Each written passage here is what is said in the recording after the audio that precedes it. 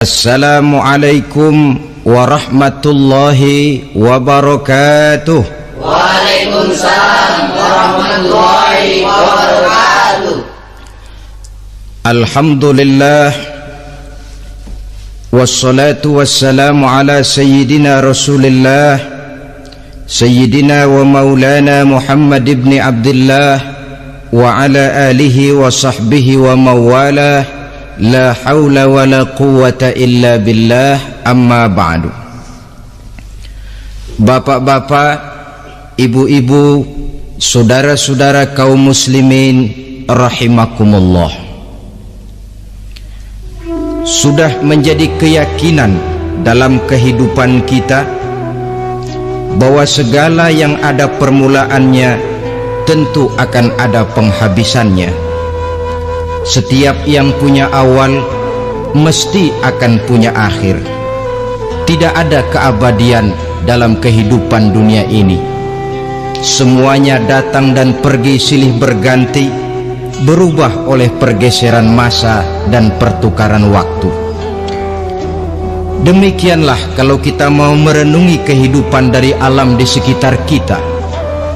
Sejak dari kehidupan tumbuh-tumbuhan, binatang, sampai kepada kehidupan kita, makhluk bernama manusia. Lihatlah kita manusia misalnya, dimulai sejak kita terlahir ke alam ini, keluar dari alam rahim ibu, menjadi bayi yang merah tidak berdaya, untuk kemudian berangsur meningkat menjadi anak-anak.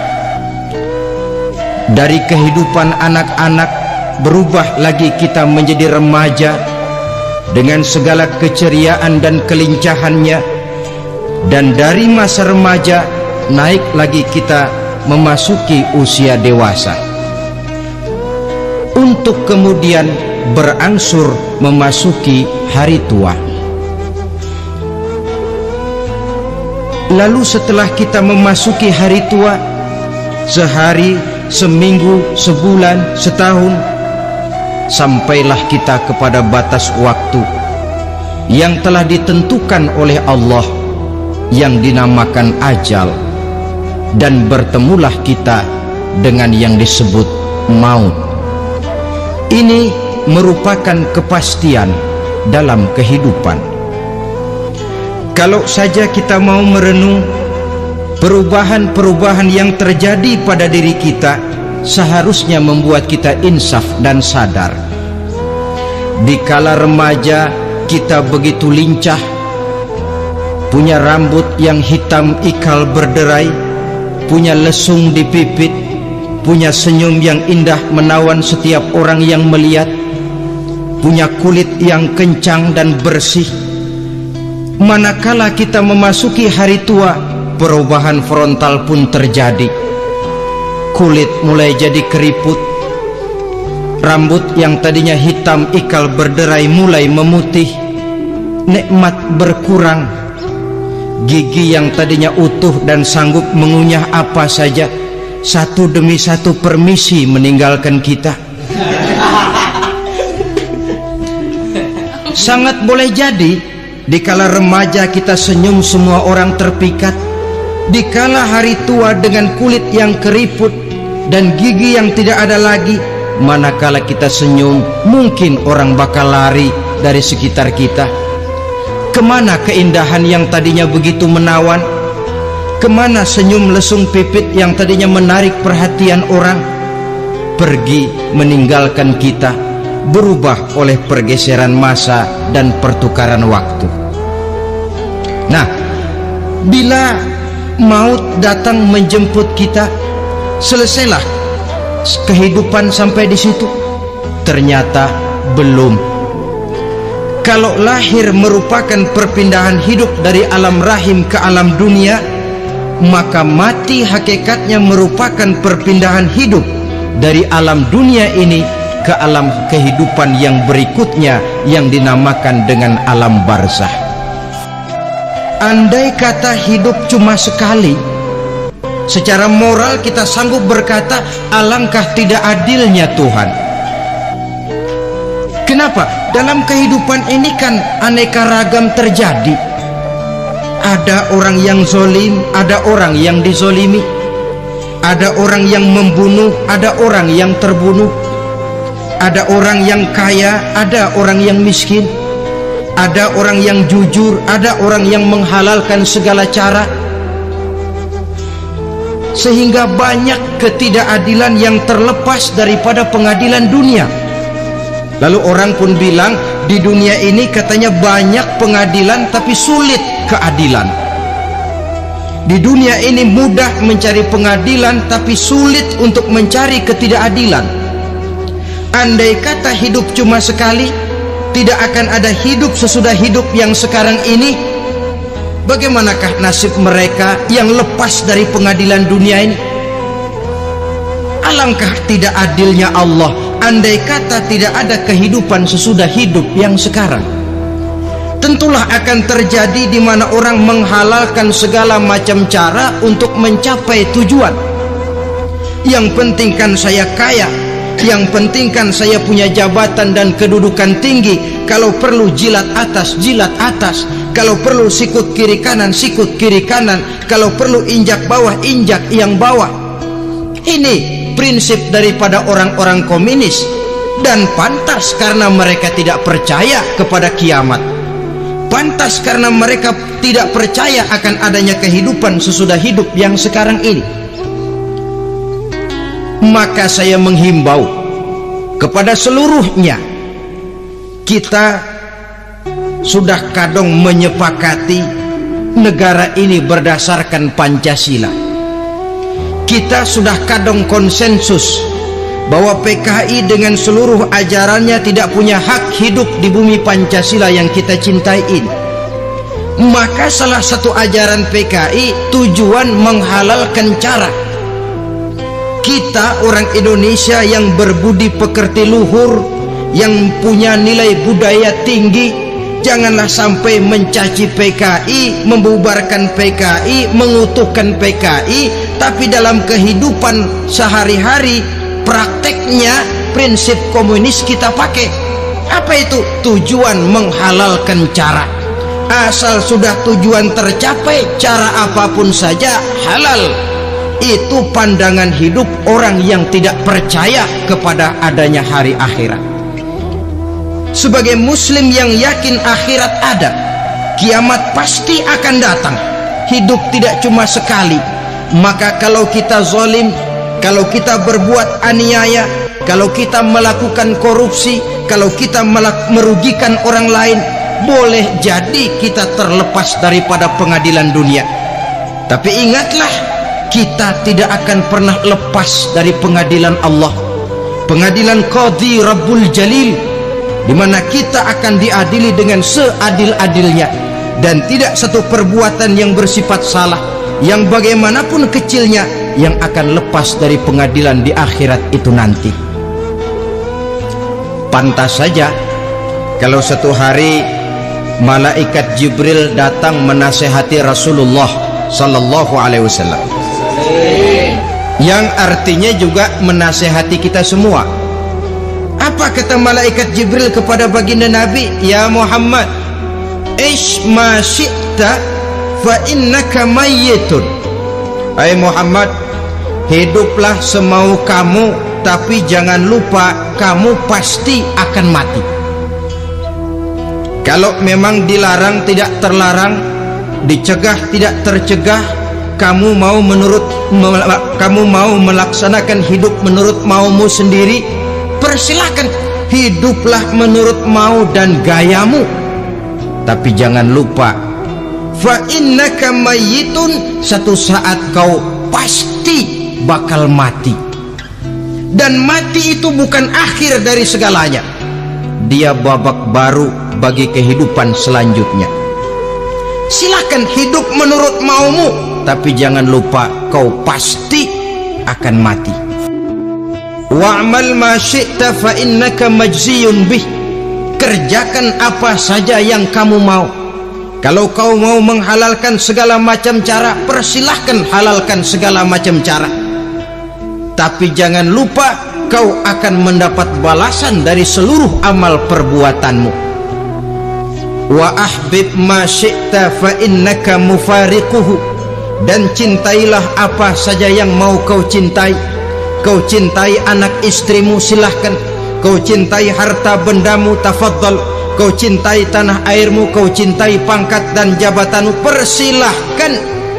Tapi jangan lupa, fa innaka mufariquhu, kau pasti akan berpisah dan akan meninggalkan segala yang kau cintai itu.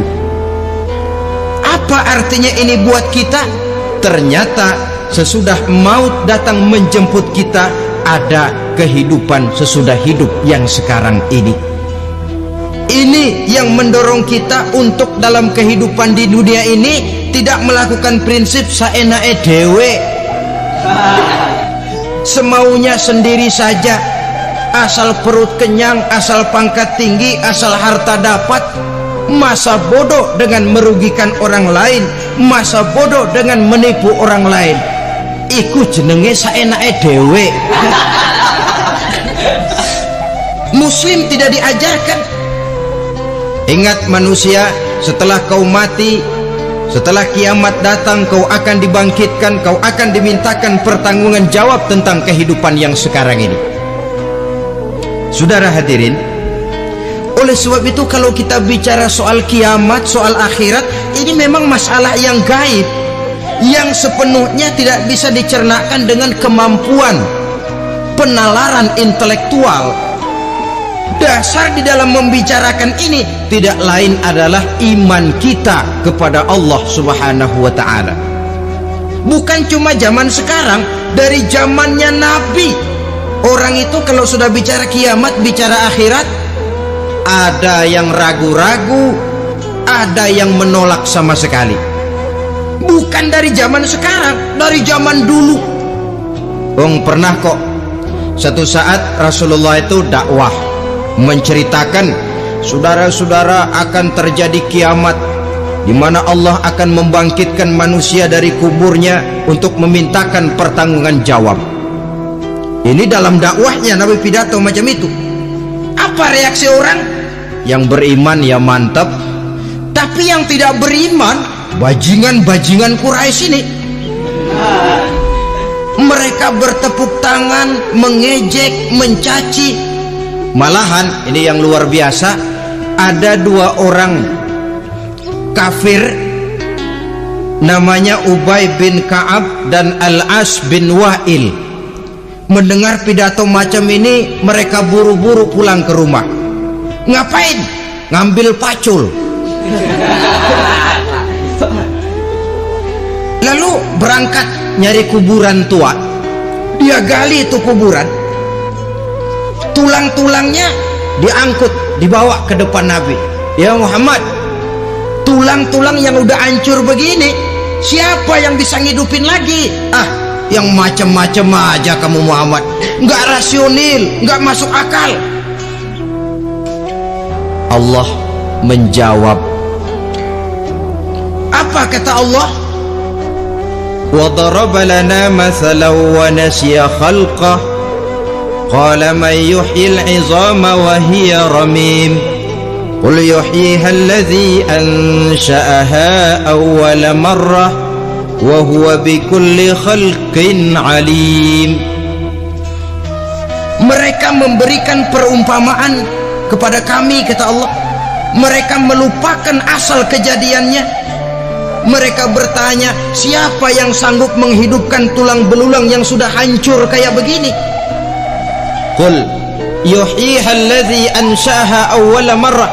Katakan kepada mereka Muhammad, yang akan menghidupkannya adalah Dia yang telah menciptakannya pertama kali dulu. Kalau Dia sanggup menciptakan, Dia tentu lebih sanggup lagi untuk mengembalikan reproduksi ciptaan itu sebagaimana semula. Yang paling kasihan yang ragu-ragu, akhirat itu ada apa enggak sih? Kiamat itu ada apa enggak sih? Lantaran ragu-ragu, terombang-ambing dia antara harapan dan putus asa, antara kenyataan dan idealisme. Ada yang buta sama sekali, 100% terhadap keadaan-keadaan sesudah mati. Perhatian mereka hanya tercurah kepada kehidupan sebelum mati. Yang mereka perhatikan siang dan malam tidak lebih daripada urusan perut. Pergi pagi pulang sore, peras keringat, banting tulang. Cuma soal makan, soal minum, soal pakaian, soal kendaraan, soal rumah tangga, soal anak, soal istri. Yang mereka pentingkan hanya soal-soal politik misalnya, ekonomi, pembangunan dan industri.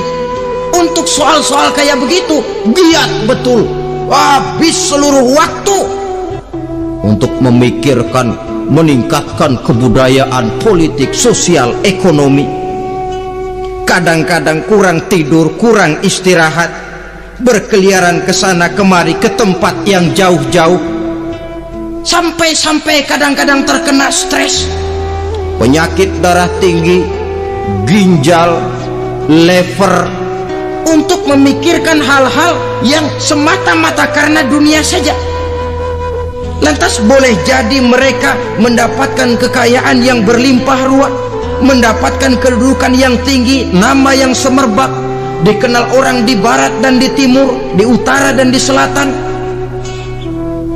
Tetapi alangkah kecewanya mereka jikalau datang ajal menjemput nyawa, mati mereka meninggalkan harta yang banyak, nama yang masyhur. Mereka disebut dengan jasa-jasanya. Radio memberitakan, TV menyiarkan, koran-koran memuat. Bahkan nama mereka kadang-kadang dikenang 2-3 tahun setelah wafatnya.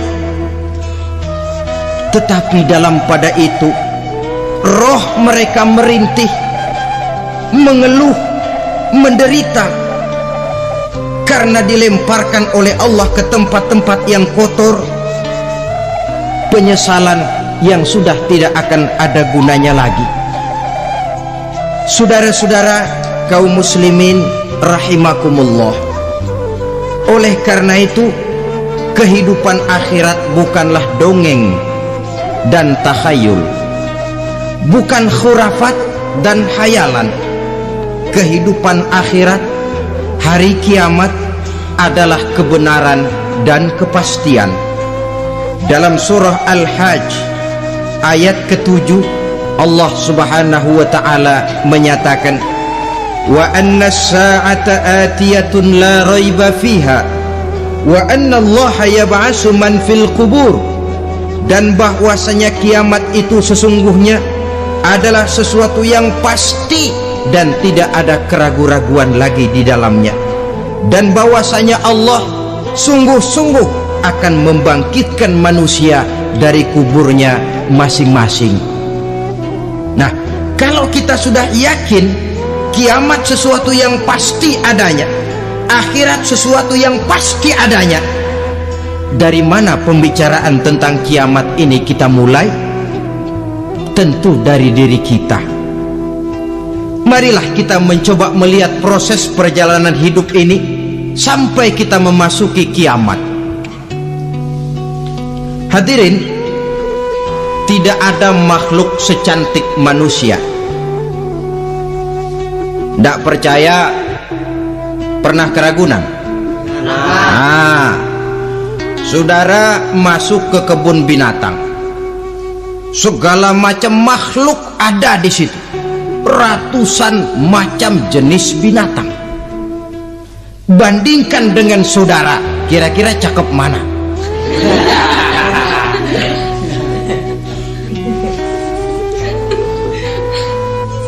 Dari seluruh makhluk yang diciptakan Allah itu, manusia fi ahsani taqwim, dalam bentuk yang paling sempurna, sejak susunan biologis sampai kemampuan berpikir. Biologis kita, ya Allah, diciptakan kita begini rupa, diberikan 2 kaki untuk berjalan, 2 tangan untuk bekerja, diberikan 2 mata, dua-duanya di depan. Pernah saudara mikir kalau mata kita yang satu di depan, yang satu di belakang? Rasanya nggak laku kacamata itu.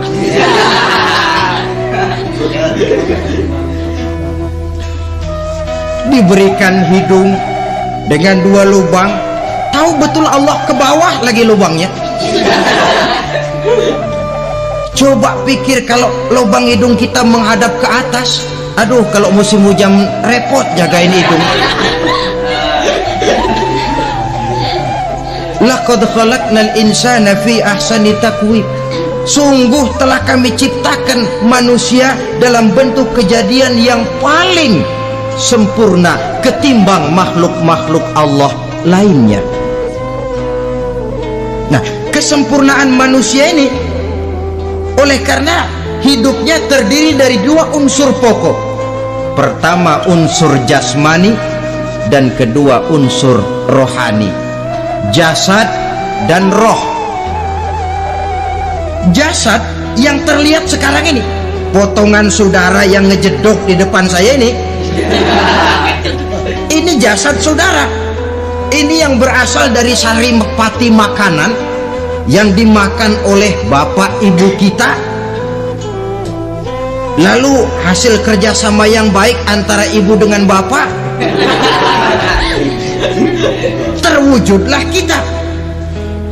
Kalimat langsungnya, jasad ini berasal dari tanah yang tadi berubah dari bayi, remaja, dewasa, meningkat hari tua. Yang berubah itu jasmani kita.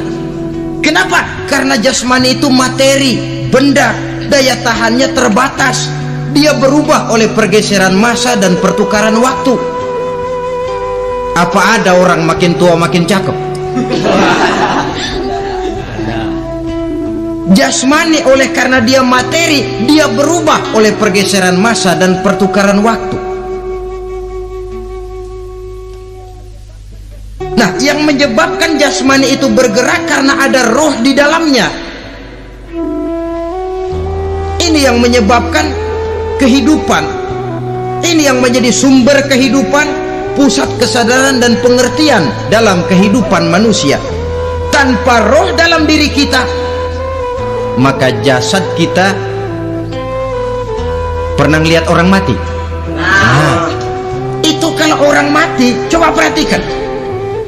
Apanya yang kurang? Kupingnya masih ada, tapi sudah tidak sanggup mendengar. Matanya masih lengkap, tapi tidak mampu melihat. Jangankan melihat, terbuka saja tidak. Mulutnya masih ada, tapi sudah tidak bicara lagi. Telinganya cukup, tapi sudah tidak sanggup mendengar. Kakinya lengkap, tapi tidak mampu lagi berjalan. Apa penyebabnya itu? Ternyata jasmani kita, jasad ini, manakala sudah ditinggalkan oleh roh, dia tidak akan bisa berdaya apa-apa, tidak mampu berjalan, tidak pula berbuat, tidak pula bekerja apapun saja. Saudara-saudara, dua-duanya punya kebutuhan. Jasmani ada kebutuhannya, rohani pun ada kebutuhannya. Jasmani yang jelas perlu makan, perlu minum, perlu tidur, perlu pakaian dan sebagainya. Nah, apabila saat berpisah datang, ajal sampai, berpisahlah roh dan jasad, dan itulah yang dinamakan dengan maut. Jadi apa sih mati itu? Mati adalah berpisahnya roh dengan jasad. Sebab itu Islam sangat menganjurkan kita untuk banyak-banyak mengingat mati. Bagaimana caranya mengingat mati? Pertama, mati itu kan pasti. Kira-kira yang hadir di sini ada yang nggak mati nggak kira-kira? Nah. Semuanya bakal mati kan? Ya. Berani? Berani. Sekarang mau? Saudara, sebenarnya kalau kita merenung lebih jauh, orang itu tidak perlu takut mati, walaupun tidak boleh terlalu berani menghadapi mati. Karena bagaimanapun takutnya kita kepada mati, toh dia pasti datang. Bagaimanapun beraninya kita mati, kalau belum ajal ya tidak mati juga. Jadi muslim itu kan harus berani menghadapi hidup dan tidak takut menghadapi mati. Mati adalah sesuatu yang pasti. Muslim dianjurkan banyak-banyak mengingat mati dalam kehidupan. Caranya bagaimana? Pertama, berziarah, nengokin teman yang sakit. Ya? Suka nengokin teman yang sakit enggak? Oh, itu pahalanya kata Nabi. Menengok orang yang sedang sakit lebih afdol daripada sholat sunnah 1000 rakaat. Apa pernah saudara sembahyang sunnah sampai 1000 rakaat? Nengokin orang sakit pahalanya lebih afdol daripada itu. Kenapa menengoki orang sakit mengingatkan kita kepada mati? Iya ya, ini teman saya yang kemarin segar banget, bercanda sama saya, ketawa sama-sama, sekarang terbaring tidak berdaya, hilang kemampuannya, hilang keceriaannya, sakit. Iya kalau sembuh, kalau ajal, iya sekarang giliran dia, kalau jatuh ke saya. Lalu menghibur teman dengan kata-kata yang enak, yang akan mendatangkan sugesti supaya dia cepat sembuh. Jangan nengokin orang sakit, jujur, sakit apa lu? Perut. Emang teman gua kemarin sakit begini mati. Wah, itu orang bisa jadi shock lantaran etika kita tidak akan sampai ke sana. Menjenguk orang sakit akan mengingatkan kita kepada mati. Apalagi ziarah kubur. Ada yang orang tuanya sudah meninggal? Nah, kalau ada, ya tidak bisa tiap hari, sekurang-kurangnya seminggu sekali, Jumat pagi misalnya, ziarah kita ke kubur. Sehingga kalau kita masuk kubur kan ada etikanya. Assalamualaikum ya ahlal kubur wa inna insyaallahu bikum lahikun. Hai penduduk kubur, keselamatan bagi kamu dan kami yang masih hidup sekarang ini insyaallah pasti bakal nyusul kamu.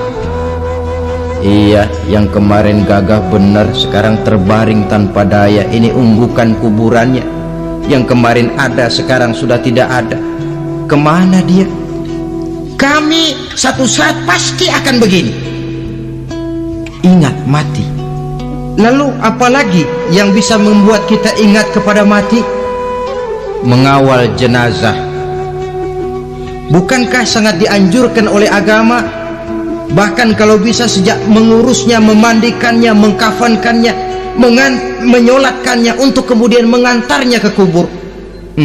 Hari ini saya antar dia ke kubur, besok boleh jadi saya yang diantar orang.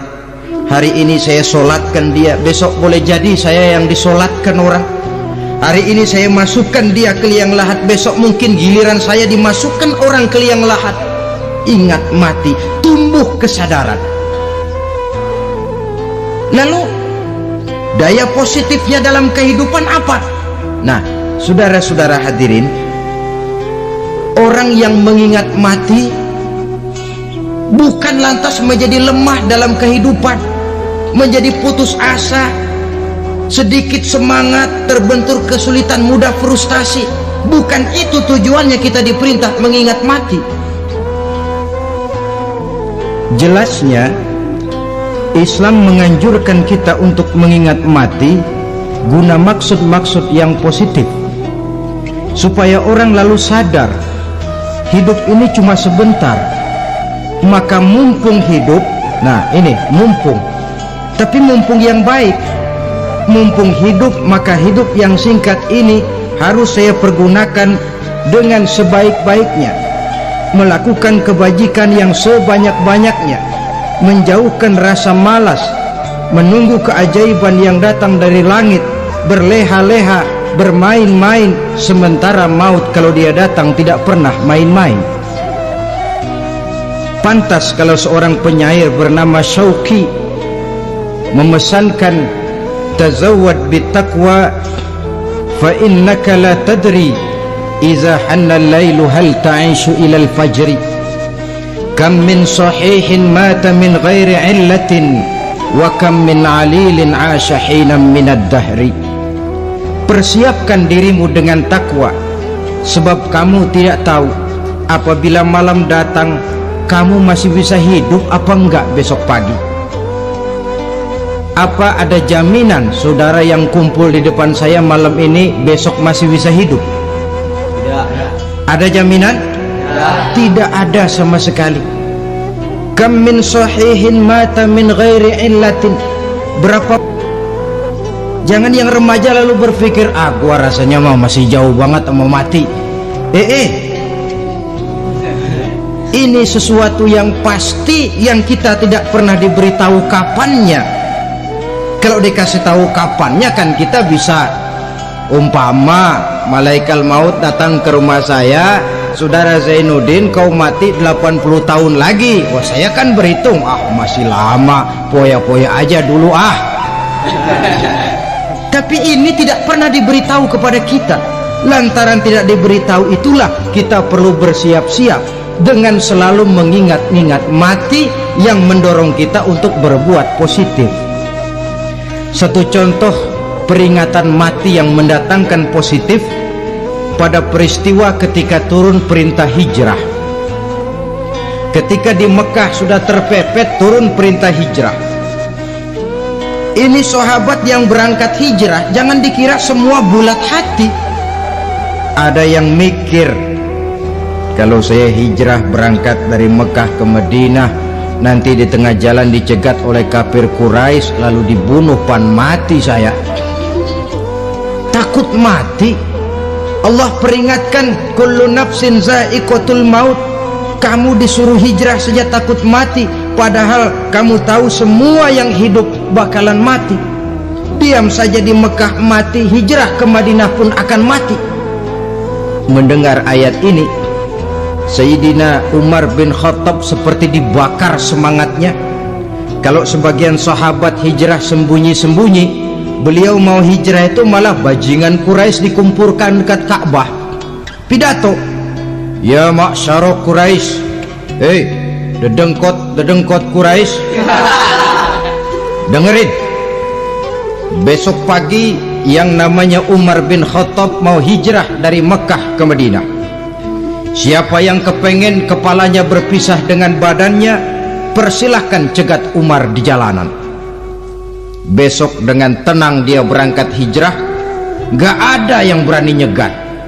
Tuh Quraisy juga barangkali mikir, gue ngapain nyegat penyakit.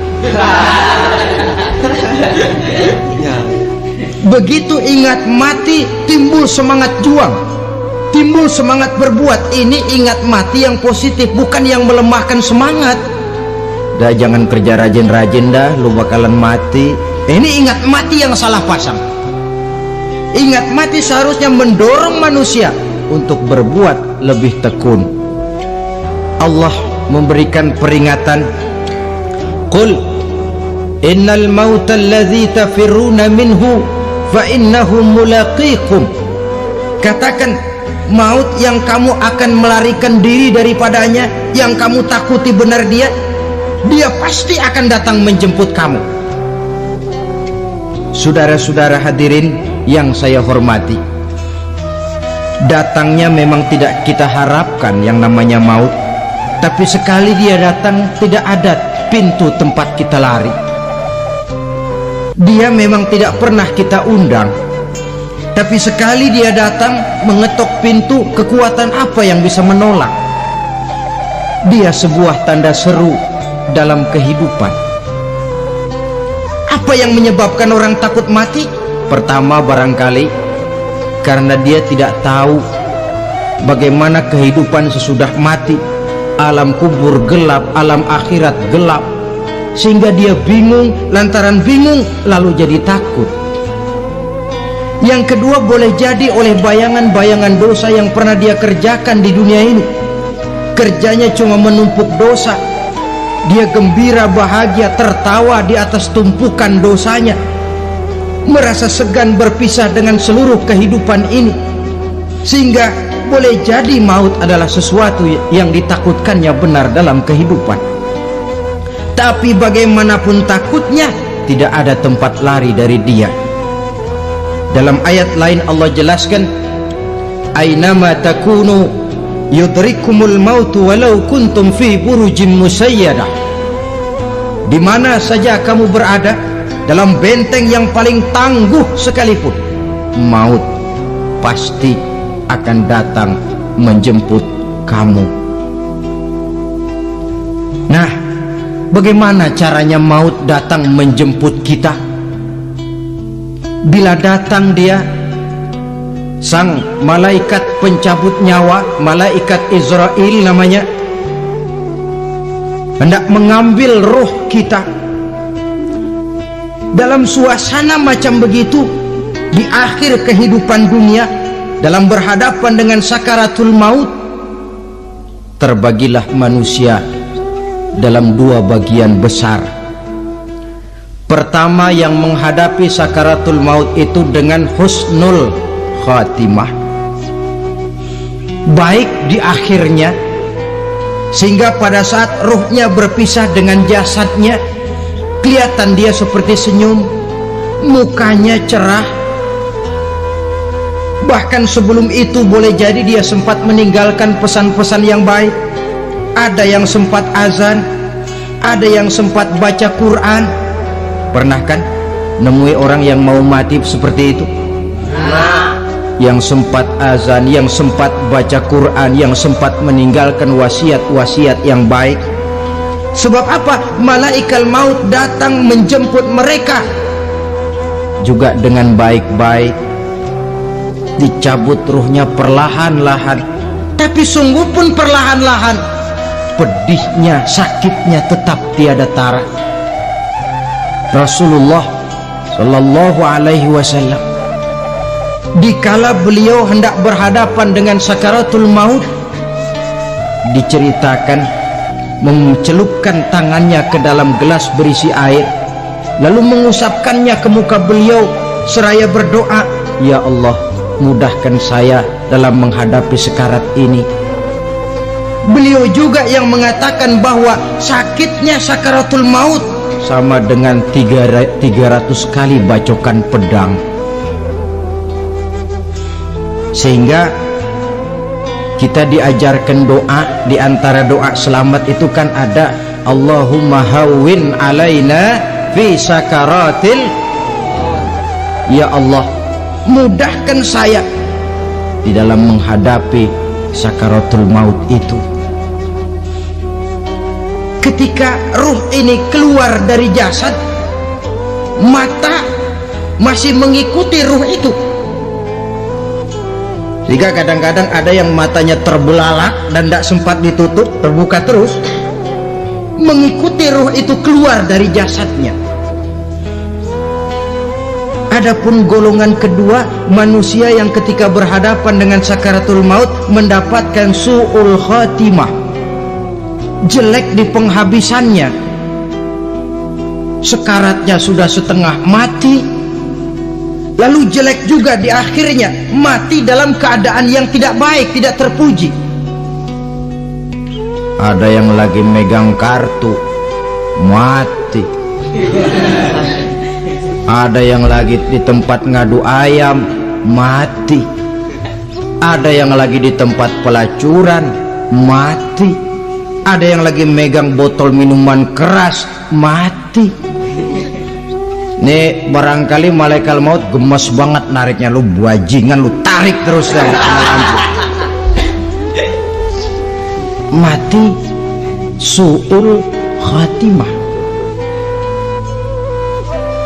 Makanya bagus itu, kadang-kadang di majelis-majelis taklim kan sering dibaca, ya Allah biha, ya Allah biha, ya Allah bihusnil khatimah. Kan ada itu? Ada enggak? Saudara hadirin, mohon agar oleh Allah kita diberikan husnul khatimah, baik di saat ruh akan berpisah dengan jasad. Ini sesuatu yang pasti. Sang malaikat maut datang menjemput nyawa. setelah ruh berpisah dari badan, maka tinggallah sang badan, ditangisi oleh semua yang kita tinggalkan, sehingga kepada putrinya Fatimah ketika malaikat maut datang hendak menjemput baginda Nabi, beliau berkata kepada anaknya, Fatimah, kamu tahu siapa yang datang? Saya tidak tahu, Bapak. Yang datang hadimul lazat, itu dia yang menghancurkan seluruh kesenangan dunia. Wa qati'us syahwat, yang memisahkan kita dengan seluruh yang kita cintai. Dia malaikat maut, Pak. Manakala jasad sudah ditinggalkan oleh ruh, itulah yang dikerubungi orang. Anak menangis, istri menangis, orang tua bersedih, teman-teman merasa kehilangan, menangisi jasad. Diuruslah jasad kita, dimandikan sebagaimana mestinya, dikafankan dengan kain putih 3 lembar. Itu yang hendak kita bawa kembali ke tempat asal kita. Pakaian sutra, jas yang mereknya Switzerland wool, kain yang Samarinda, sepatu yang Belly atau Beltoni, jam tangan yang Rolex, kendaraan yang serba mewah, tidak ada yang menyertai kita. Kain putih 3 lembar itu saja lagi. Demi setelah dikafankan, dibujurkan kita menghadap ke arah kiblat, orang banyak pun datang menyolatkan kita dengan 4 takbir, diiringi dengan doa.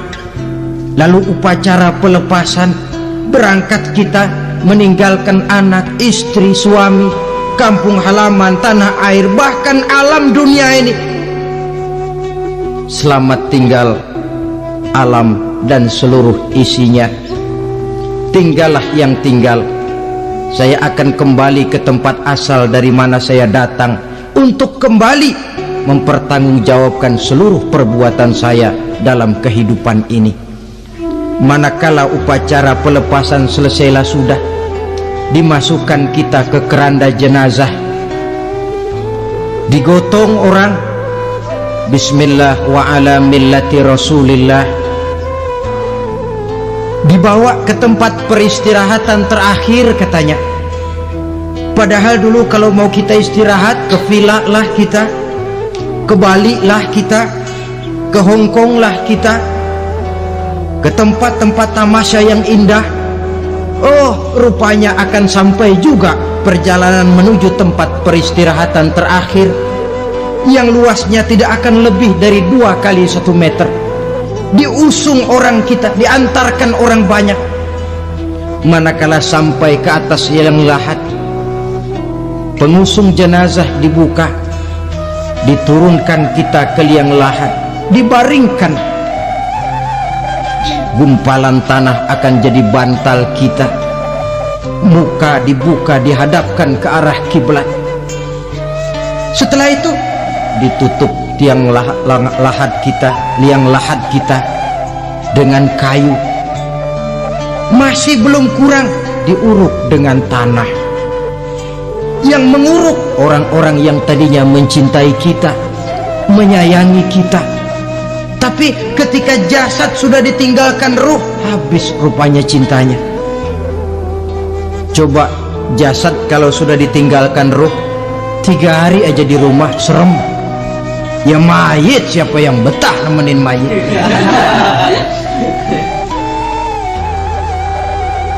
Lalu bila upacara pemakaman selesai, maka berusahalah semuanya. Para pengantar akan kembali ke rumahnya masing-masing. Maka masuk kita ke alam kehidupan, yaitu yang disebut alam barzakh atau alam kubur. Apa selesai hidup sampai di situ? Tidak. Hanya beberapa langkah setelah yang mengantar kita pulang. Diriwayatkan dalam hadis Bukhari dan Muslim, bila seseorang sudah diletakkan di kuburnya, lalu yang mengantar kembali pulang, maka roh si mayit akan dapat mendengar bunyi terompah orang yang pulang itu. Bunyi terompahnya terdengar. datang dua malaikat menanyakan dia dengan pertanyaan-pertanyaan yang kalau bisa dijawab dengan betul. Dua malaikat yang bernama Munkar Nakir akan bilang, jawabanmu betul, tenanglah kau di sini, naumatal arus, tidurlah kau di sini seperti tidurnya pengantin. Orang yang baik-baik di alam kuburnya akan mendapat nikmat kubur, sehingga masa penantian yang lama. Sebab jangan lupa, kita masuk ke kubur itu kan menunggu sampai datangnya hari kiamat. Jadi kalau kiamat umpama masih 1000 tahun lagi, ya 1000 tahun kita menunggu. Orang yang baik-baik penantian di alam kubur, kata malaikat, naumatal arus, tidurlah kamu seperti tidurnya pengantin. Bagaimana sih tidurnya pengantin? Nggak berasa. Iya, kata anak sekarang, endah aja udah. Begitu mendusin pagi, kata lakinya, malam sebentar bener ya Neng. Sebentar betul katanya malam. Iya, tentu saja tidak terasa. Kenapa? Dia tidak pernah memikirkan waktu, terbawa oleh kenikmatan dan kelezatan yang dirasakannya dalam kehidupan. Tapi orang kafir, orang yang dosanya bertumpuk, tidak sanggup menjawab pertanyaan dua orang malaikat, maka dia akan mendapat azab di alam kuburnya terus menerus siang dan malam sampai datangnya hari kiamat.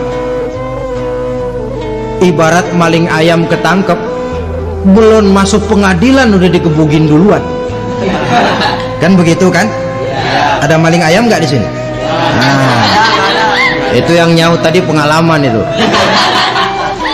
Di sidang belum divonis, belum digebugin babak belur.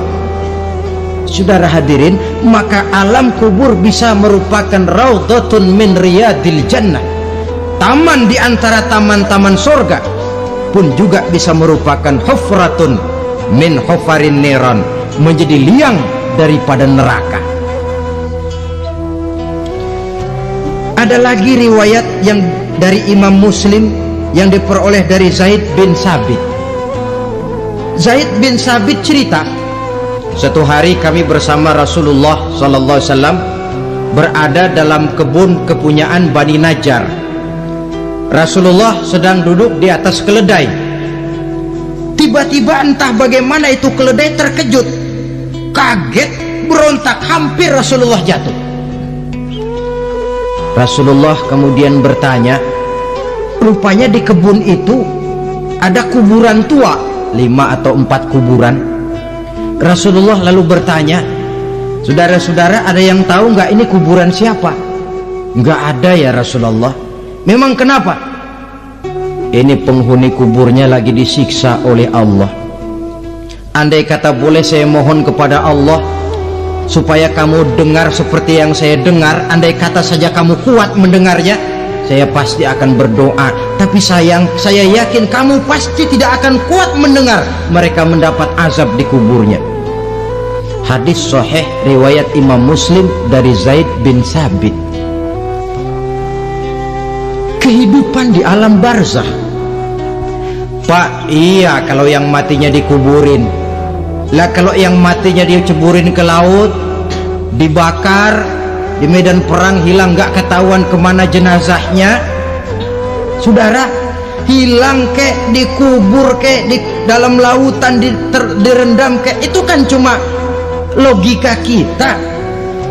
Menurut Allah tidak ada perbedaan orang mati dikubur di dasar lautan, atau dibakar sampai jadi abu, atau gugur di medan perang tidak ketemu jenazahnya. Entah mereka tetap masuk ke alam barzah namanya. Jasad boleh hancur, tapi roh sebagai sumber kehidupan, pusat kesadaran dan pengertian, dia tetap ada, mengalami kebahagiaan dan kegembiraan, atau mengalami kepedihan dan penderitaan, bergantung kepada amalan yang kita lakukan dalam kehidupan di dunia ini. Maka dalam Yasin tadi kan jelas, qul yuhyiha alladzi ansha'aha awwala marrah, Yang menghidupkan mereka yang dikubur di dasar lautan, mereka yang dibakar sampai jadi abu. Yang akan menghidupkan ialah Allah yang menciptakan mereka dulu pertama kalinya. Jadi kalau sudah ada aslinya, ya tentu tidak perlu contoh lagi, akan sangat mudah membuatnya. Orang tua kita, keluarga kita yang sudah berpulang, mereka di alam barzah sekarang ini bisa mendapat nikmat kubur, bisa mendapat azab kubur, bergantung amalan mereka dalam kehidupan di dunia ini. Dalam Musnad Imam Ahmad dan Sahih Abi Hatim malah ada tambahan riwayat, orang yang banyak kebajikannya di dunia, amalannya akan datang menemani dia. Sholatnya dekat kepalanya, puasa sebelah kanan, zakat sebelah kiri, menghibur dia. Malahan dikatakan berbentuk orang yang cantik menemani dia di alam kuburnya. Aneh, dia tanya, man anta lam ara fid dunya ajmal minka. Siapa kamu? Di dunia ini belum pernah saya melihat orang secantik kamu. Dia jawab, ana amaluka soleh. Saya adalah amalmu yang soleh yang kau kerjakan waktu di dunia. Saya sekarang diperintahkan untuk menemani kamu di sini. Alhamdulillah. Sedangkan amalnya yang jahat akan datang dalam bentuk yang menyeramkan menemani dia di sana. Bayangin deh, di kuburan ditemenin yang serem-serem. Sama juga di dunia. Di dunia, kalau kita di tempat gelap ditemenin orang cakep, enak nggak? Wah, pengalaman. Tapi coba bayangin, sudah tempatnya gelap, yang nemenin jelek nggak ketulungan, gerah kita. Nah, saudara hadirin yang saya hormati, lalu bagaimana tempat arwah-arwah yang sudah kembali menghadap Allah yang disebut mustaqarrul arwah itu? Macam-macam tingkatannya sesuai dengan profesi dan amalannya waktu di dunia. Ada roh-roh itu yang setelah pisah dengan jasad, artinya mati, ditempatkan di tempat yang disebut a'la iliyin, tempat yang tertinggi. Siapa ini? Arwahnya para nabi dan para rasul. Ini fi a'la iliyin, di tempat yang tertinggi. Arwahnya para nabi, arwahnya para rasul. Dan karena kita bukan nabi, bukan rasul, ya jangan mimpi dapat tempat fi a'la iliyin, kecuali kalau Allah menghendaki. Itu hak prerogatif Allah, tapi kan tidak adil kalau Allah melakukan itu. Ini kelompok roh-roh yang masuk golongan VIP. Wah, the first class. Para nabi, para rasul. Lalu ada pula roh-roh itu yang setelah pisah dengan jasadnya diumpamakan seperti burung-burung hijau yang berterbangan di perkebun-kebunan surga. Roh siapa mereka ini? Rohnya para syuhada, orang-orang yang mati syahid gugur membela agama. Nah, ini bedanya orang mati syahid dengan pahlawan, ya. Apa bedanya syuhada dengan pahlawan? Kalau syuhada, orang yang gugur membela agama, niatnya karena Allah, mati syahid. Kalau pahlawan, orang yang gugur membela negara, orang yang dianggap berjasa kepada pemerintah. Klimaksnya, kalau orang mati syahid jelas surga, tapi pahlawan belum tentu surga. Kenapa? Bergantung kepada negara macam apa yang dibelanya dan pemerintah model mana yang dibelanya. Di negara-negara komunis misalnya, banyak nggak pahlawan?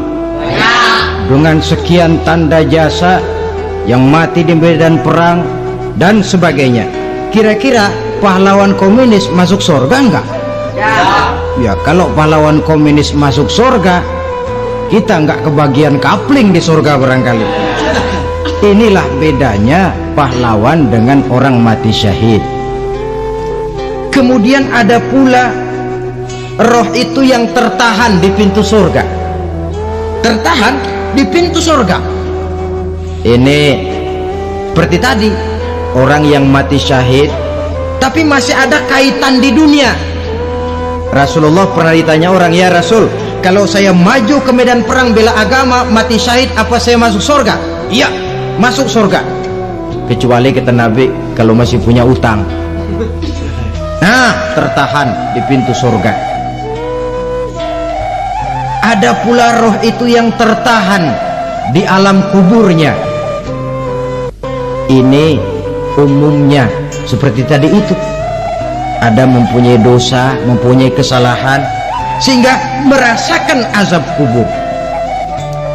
Ada juga roh itu yang tertahan di permukaan bumi. Mereka yang dalam hidup selalu menumpuk dosa-dosa yang besar, meninggal sebelum keburu untuk bertaubat. Saudara hadirin yang saya hormati, inilah yang kita khawatirkan.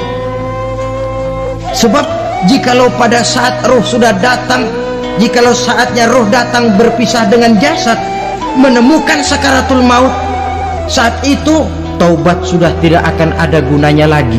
Masuk ke alam kubur, mendapat azab kubur sampai datangnya hari kiamat. Berapa lama di alam kubur ini? Menunggulah kita sampai datang saatnya kiamat. Nah, saudara-saudara, apa tanda-tanda hari kiamat? Kapan dia akan datang? Bagaimana hal ihwal manusia pada saat terjadi kiamat? Bagaimana alam ini? Bagaimana perhitungan di padang mahsyar? Insya Allah akan saya ungkapkan pada bagian kedua dari ceramah ini. Insya Allah kita akan lanjutkan pembicaraan ini sampai kepada terminal paling akhir, surga dan neraka. Inilah saja pertemuan kita pada kesempatan kali ini. Terima kasih banyak atas segala perhatian. Mohon maaf atas segala kekurangan. Wabillahi taufiq wal hidayah. Wassalamualaikum warahmatullahi wabarakatuh. Waalaikumsalam warahmatullahi wabarakatuh.